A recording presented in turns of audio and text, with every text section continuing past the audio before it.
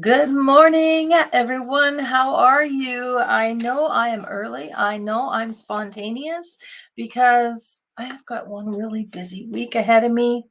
And this week here in Alberta, Canada, has been a long weekend, or sorry, the weekend was a long weekend, which makes our week short as it is. And I also have a very busy house that's about to wake up here in any minute, to be honest with you. And I didn't want to be interrupted too badly by noon to carry on with our book. I've been actually itching to get back to this because I've enjoyed reading it, and I just find that it's got incredible wisdom. And it's wisdom I know when I study, but you can never be reminded of this stuff enough and apply it in your life. And this chapter 10, that we are going to carry on with is my favorite. It's called self-care, and each and every one of us should really be taking care of ourselves every single day in every way and getting better and better. That's a Louise Hay mantra that I say to myself every morning when my feet hit the floor. It's exactly the words I say is every day in every way I get better and better. That's a form of my many ways of self-care. So let's carry on. Page 220. Self-care, breathe. Quote, calmness of mind is one of the beautiful jewels of wisdom. End quote, James Allen. Dad liked to leave out books for me to discover. There would often be a new one next to my bed on my nightstand. One of those books was As a Man Thinketh by James Allen. It was published in 1903 and described by Allen as dealing with the power of thought, particularly with the use and application of thought to happy and beautiful issues. A book that will help you to discover yourself. In essence, this small book suggests that we become what we think about most often. It lays out the effect of our thoughts have on our architecture of our life. Dad was first given this book in 1972, and from then on, he always kept it near him. He was especially drawn to the final chapter, Serenity. While on stage, he would quote from that final chapter, quote, calmness of mind is one of the beautiful jewels of wisdom, end quote. Indeed, calmness of mind is something we should all strive for. Over the years, Dad gave countless people an exercise based on the Serenity chapter. The exercise was meant to assist in forming a paradigm of calmness and self-control. It was to create an understanding of the power of directed thought. In 1990, I attended an 11-day experimental seminar. The week was very physical and included exercises designed to challenge your beliefs and get you out of your comfort zone. One of the exercises found me climbing on the top of a telephone pole. It was one of those exercises meant to get you out of your own way, to get you out of your head and into the moment. I was wearing a harness with a safety rope, so I reasoned I would get hurt. However, my mind was all over the place. The pole I was climbing was shaky and unstable, but because I've always been a bit of a daredevil, a part of me was excited about the challenge. What made this a little different was that the pole was on the edge of a hill overlooking a valley. It made it seem and feel as if I was much higher than what I was. Because of the way of the sway of the in the pole, the higher I got, the more focused I needed to become. And as I got higher, I could feel my fear growing. I quickly realized that I did not have control of my thoughts. Once I was near the top, I could see the square platform mounted on a swivel that freely moved above me. It must have been at least 2 feet higher than the last step. This height difference made it tough to get from the last step to standing fully on the platform, which was the goal. I held the platform with one hand and struggled to gain leverage. It was dicey because it moved and swiveled as I tried to get my foot up again and gain stability. And finally, after intense effort and anxiety, I got there. And when I stood up, my entire body swayed and spun, and my arms flailed as I worked to find my balance. This made the pole swerve more. I had no control whatsoever.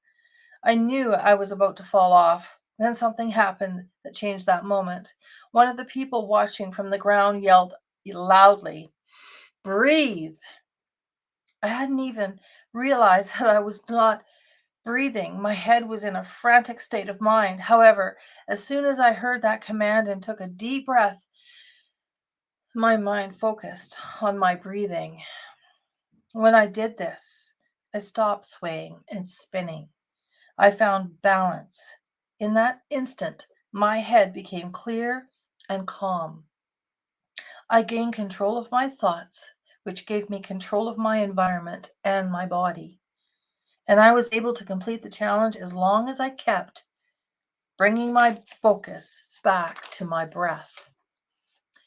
It is easy for me to tap into that memory of that experience. And it usually comes up when I'm dealing with the challenge and my mind is all over the place. The first thing I notice is that I'm holding my breath. When I find myself there, I close my eyes and I put all my attention on my breath. I stay there until I feel a sense of calm wash through me and I feel like I have regained control of my thoughts. I do the same thing very often when my, as he says, when my mind is racing and you know that feeling. You start to feel like you're losing grip, you're losing ground, and being a puppet to your environment. Just stop. If you have to, close your eyes if you're not driving, of course, but just stop and breathe and focus on your breath. And he's right. It just everything comes back into alignment. So the exercise I mentioned at the beginning that my father gave to clients, friends, and family was to commit to 30 days of taking paper to pen and writing out the Serenity chapter from As a Man Thinketh by James Allen. He would also suggest that you recite it aloud while looking in the mirror after writing it. If someone said they did not have time, he would say, set your alarm to wake up 15 minutes earlier each day, and most importantly, commit. Dad did not believe in excuses. This exercise is a no cost, no risk way to develop your understanding of discipline, thought, self control, and calmness of mind. The change this exercise can produce the changes this exercise can produce are profound. I have seen it myself. One example that comes to mind is a client I met for the first time in Los Angeles. This man was an accomplished athlete in a sport that would be similar to what is involved in being a stuntman, very physical. He was all over the place when he attended his first live seminar with us. You could see that his mind was not at ease. He was making others around him uncomfortable. He could hardly sit still in his chair for longer than 10 minutes, and how he moved, spoke, and acted indicated that he was living with a very chaotic mind. He had such little self-control that he jumped up on stage at one point. Of course, this maneuver made all of us nervous, except Dad. After the seminar ended that day, my father sat at a table with this client, just the two of them. Dad gently talked to him about a journey of self-control. He gave him the James Allen book he'd been carrying in his briefcase, asked him to begin writing out the Serenity chapter every day for 90 days instead of 30, and asked him to start the next day.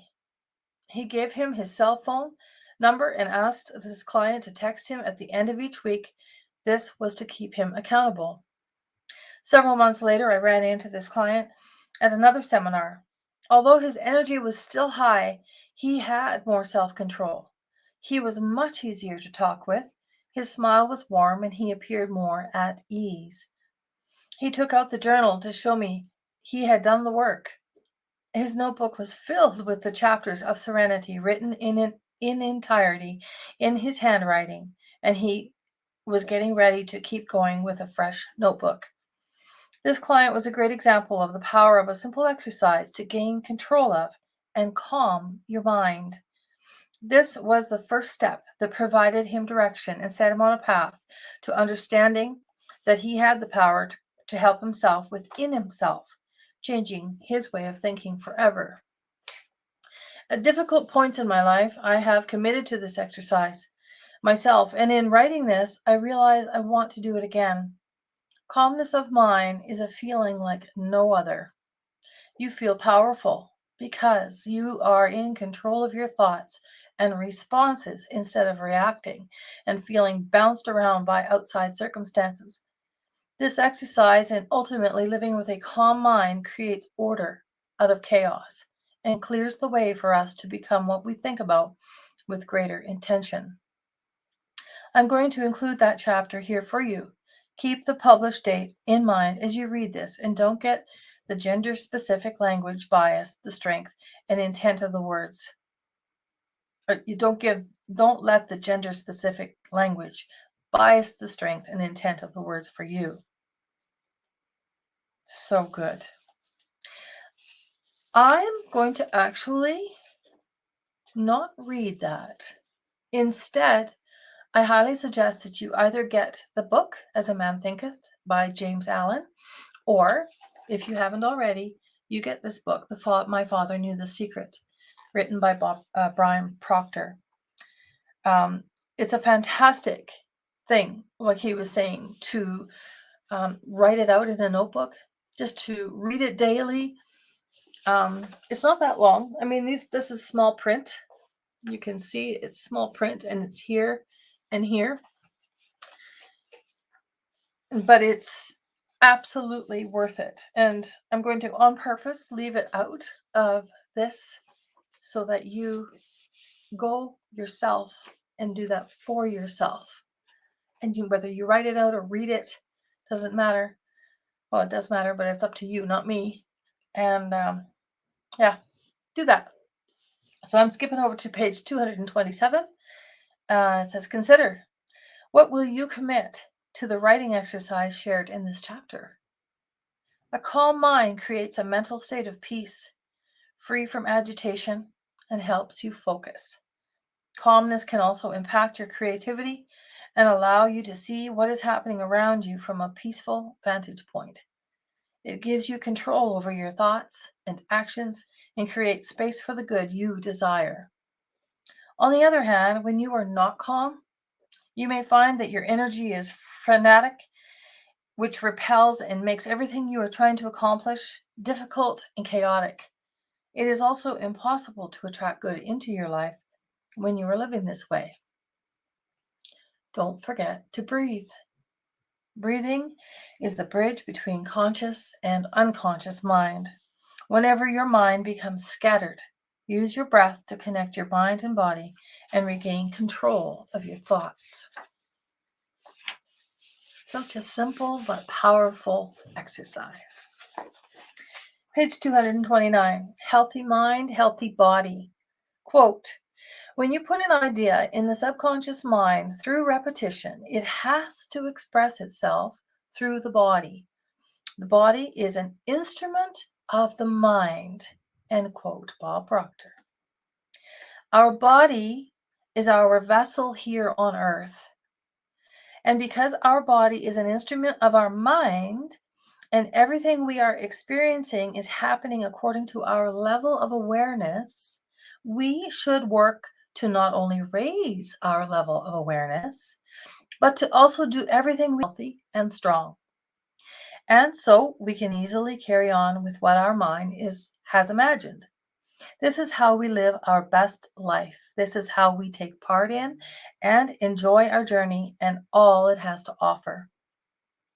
And let's be honest, our thoughts improve when we feel strong, healthy, and good about ourselves.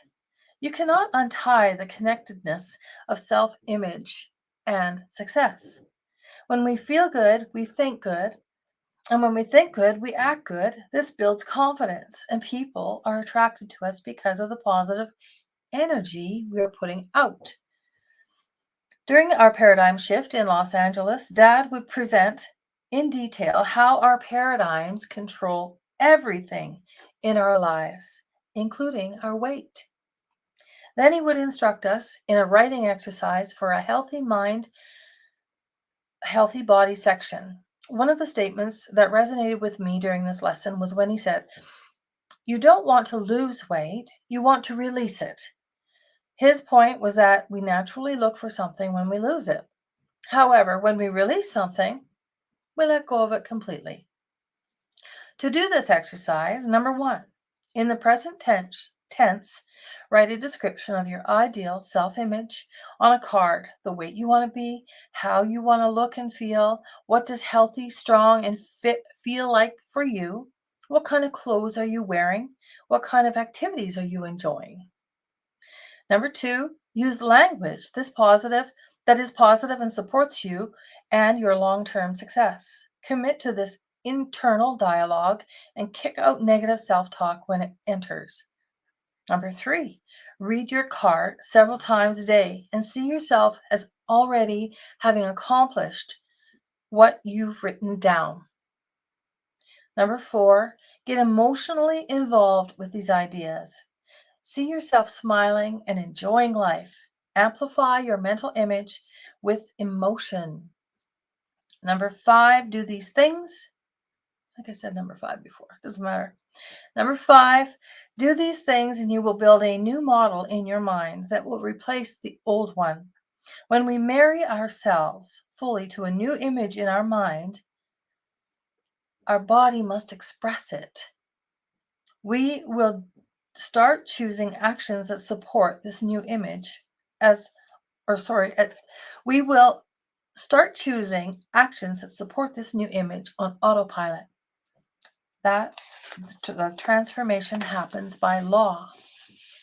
Whatever you put in your mind goes through your body. At different times throughout my life, I have completed this exercise precisely as I've laid it out here.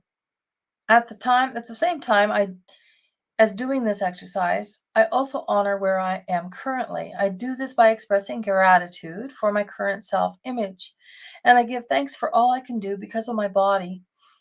Like most people, however, there has been times that when I have not given this part of my life the attention I should have, and slowly other areas of my life begin to slip too. When I need a reboot, I always go back to the basics. I prefer to keep things in my life simple. My dad taught that overcomplicating things is often a diversion to avoid focusing on the changes we need to make. It also gives us a way to avoid taking responsibility for our results. So, when I'm not feeling good about an area in my life, I start with my body.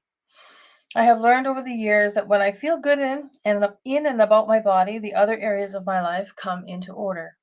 For example, I'm more likely to have more energy and be more productive when I feel better about myself. And this supports my healthy self-image. When my father was in his 70s, he hired a personal trainer. Even at that age, he knew the importance of having a healthy body. His goal was to ensure his stamina remained high so that he could continue delivering this material from stage and to his last breath. One of the many things I loved about my dad was his passion. And he got passionate about this personal trainer and the work he was doing with him. He got so passionate that it wasn't long before he had the entire family working with this coach. I needed to drive a fair distance 4 days a week to participate in these workout sessions, and the workouts were intense.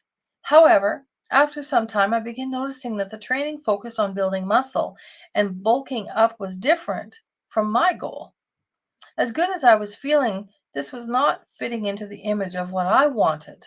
So I stepped back from this workout routine and started doing more of what aligned with my goals and vision. Dad enjoyed the trainer's approach, was precisely what he had taught regarding any paradigm shift you want to make. The trainer raised awareness through information, action, and repetition, and ultimately results. Quality and quantity of life are a part of every goal I create, and being active in ways that keep me healthy while having fun at the same time feeds my soul in a way that makes everything I am doing easier. Even when we are not in the mood, Corey and I will get out of the house and go for a brisk walk or a hike.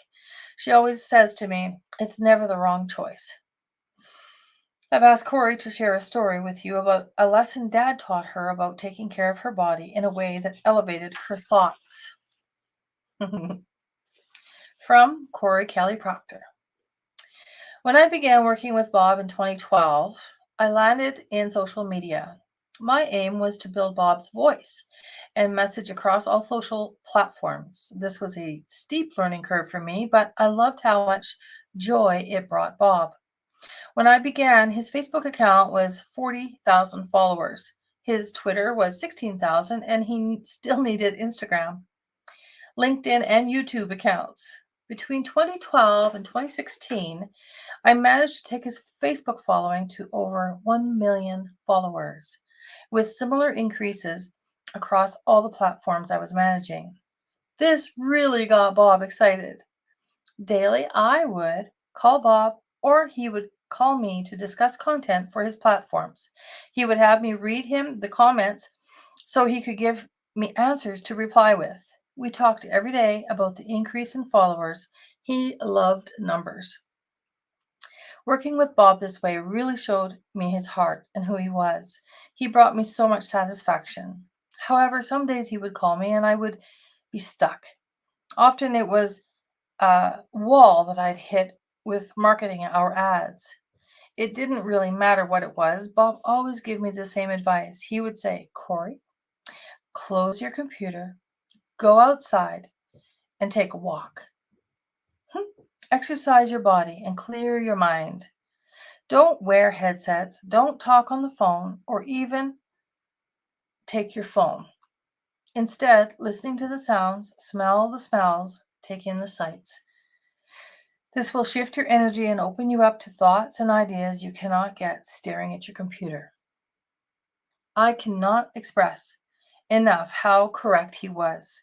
I still follow his advice with any challenge I'm having. Going outside and shaking up my energy is never the wrong choice. It's a win-win for my body and mind. I like this picture. Corey, Bob taking a picture. Corey. My father knew how important my health and fitness were to my self-image. He saw how connected my performance in life was to how I felt physically, and when I had times of struggle, he would remind me to take care of my body. When I was growing up, I saw myself as an athlete. I loved the challenge of being physical. A story Dad loved to remind me of is the time he beat me in a foot race, and I loved it too because he would laugh his infectious laugh and whenever he told it. We were on vacation in Florida, and Dad and I were out for a morning walk. I would have been about 14 years old. I don't know what got into me, but I challenged my dad to a race. I was a little full of myself and thought I would whoop him. We made it simple. The race would start from a line on the sidewalk and go a distance of 2 utility poles. I had on running shoes and shorts, but Dad had a pair of loafers and casual pants. This is going to be easy, I thought. As we started, I was in front, and he was playfully taunting me. Suddenly, he was laughing, and out of nowhere, he bolted ahead. He ran past me with such speed that I honestly couldn't believe it. He beat me without question, and we laughed about it ever since. It is such a fond memory for both of us that we joked about it for the rest of our life.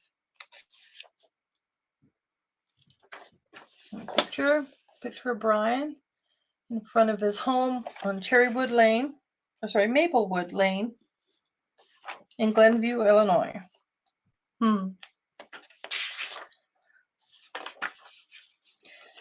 Page 237, consider. Will you commit to this exercise in this chapter? Movement, health, strength, and fitness are different for everyone. The key is finding what's right for you. As I mentioned at the beginning of the chapter, your body is a vessel for this life. You are the only one who gets to experience it. Make sure the thoughts and images you consciously choose and express upon your subconscious mind align with what you want for yourself. Then manage your activities and day to prioritize yourself and this critical part of your life. Healthy development includes nurturing all that we are, mind, body, and soul. Make your chosen routine a non-negotiable by deciding that you will do it daily.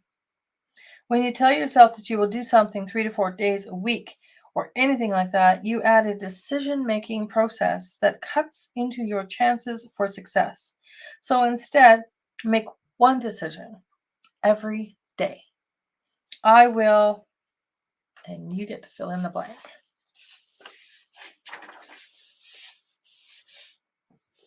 We have about 3.5 minutes. Let's see where we can go. Finding my own way of inspiring. Quote, follow your feelings and get your intellect out of the way. End quote, Bob Proctor. Dad wanted me to return to his business with him, but for a long time I just wasn't ready. Then one day, after finding success in my real estate career and knowing I had made it on my own in unrelated business, I was finally ready. In 1999, it was 1999 and I needed to change. When I did return to work with my father, I began in sales, and to be honest, I did not enjoy it. I knew I had to find a better way to contribute while remaining true to myself. When I was a child, I took notice of the inspiring books and magazines Dad would read. He often left the material out for my sister, my brother, and me to discover. I naturally gravitated to this material. I remember specifically enjoying a little pocket magazine called Bits and Pieces. I remember that. Sorry, I remember that little booklet as well. It's fantastic. It was filled with inspiring quotes and short stories and always left me feeling better for reading it. It also triggered thinking in me. Later in the year 2000, I found myself visiting one of my dad's business partners in Arizona.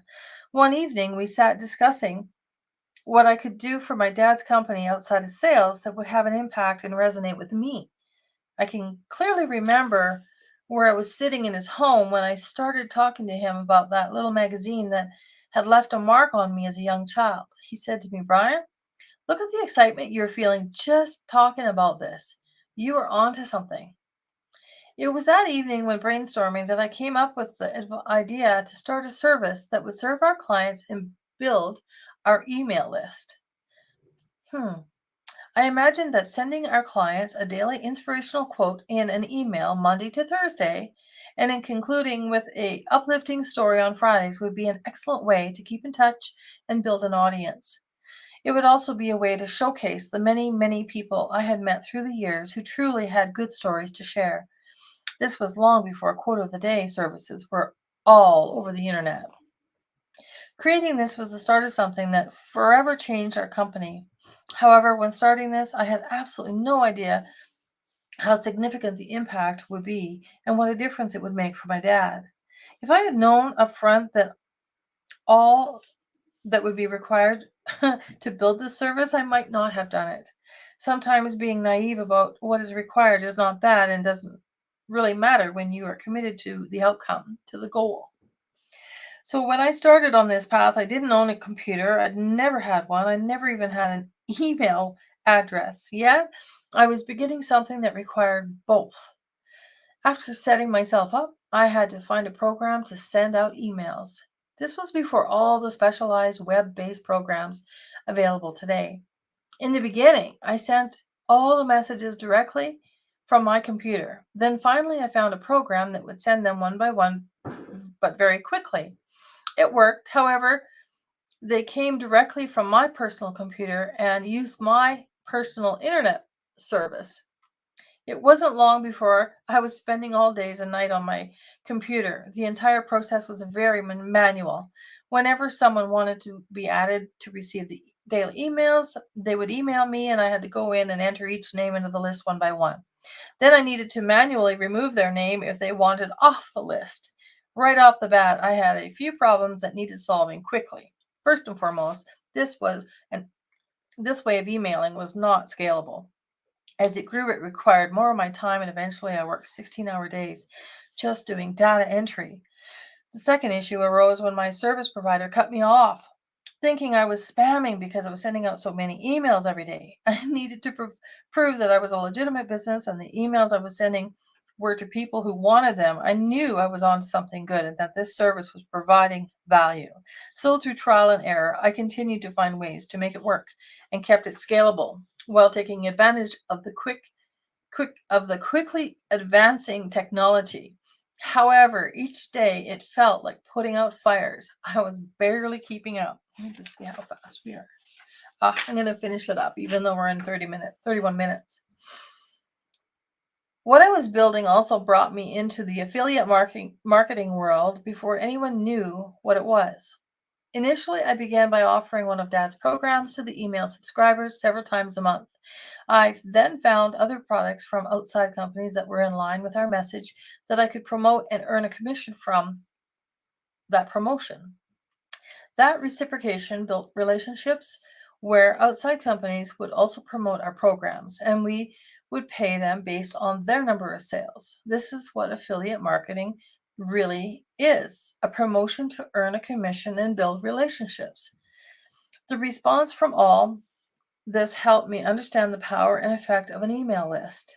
But more importantly, I had created a way for our company to stay in touch with a growing database of people interested in what we were doing.